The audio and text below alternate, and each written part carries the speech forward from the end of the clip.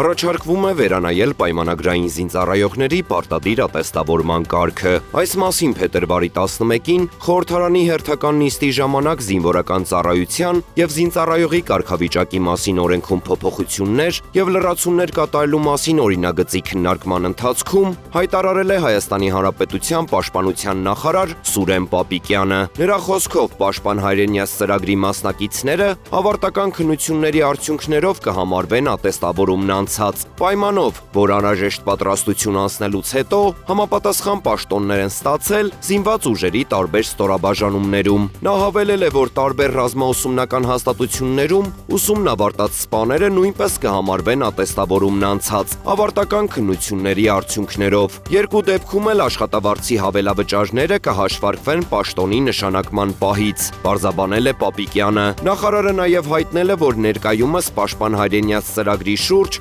4000 մասնակից դարձել է պայմանագրային զինծառայող եւ այս գործընթացն աճի միտում ունի։ Նախարարը վերահաստատել է, որ գերազանց գնահատական ստացած սպաների աշխատավարձը կարող է տատանվել 620,000 դրամից մինչև 750,000 դրամ, իսկ որոշ դեպքերում մինչև 820,000 դրամ։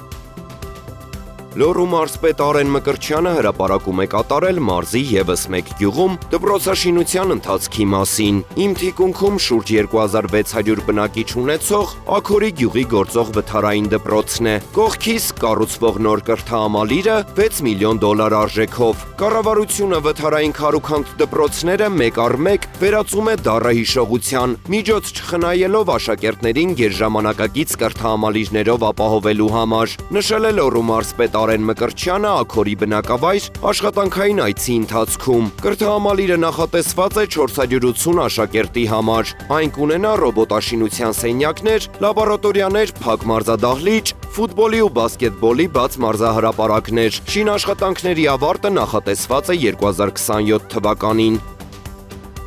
Հայաստանի արտաքին առևտրաշրջանառությունը 2025 թվականին նախանցյալ տարվա համեմատ կրճատվել է 29%-ով, կազմելով 21 միլիարդ 430 միլիոն դոլար։ Այս մասին տեղեկացնում է Հայաստանի Հանրապետության վիճակագրական կոմիտեն։ Հաշվետու ժամանակահատվածում արտահանման ծավալները կրճատվել են 36.1%-ով, կազմելով 8 միլիարդ 395.4 միլիոն դոլար։ Ներմուծումը նվազել է 23.6%-ով, հասնելով 13 միլիարդ 34.9 միլիոն դոլարի։ Նշվում է, որ տվյալները ներկայացված են Հայաստանի Հանրապետության պետական եկամուտների կոմիտեի 2026 թվականի հունվարի 16-ին տրամադրած տեղեկատվության ամփոփմամբ։